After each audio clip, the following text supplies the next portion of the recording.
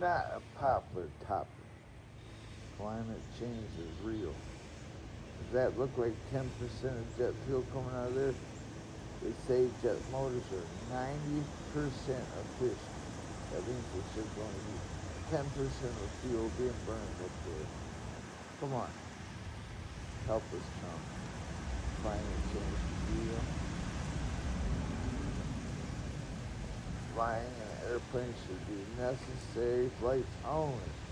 If that's in the family, happen to go see somebody's wedding, not for making videos on YouTube. Help us, Trump. Necessary flights only.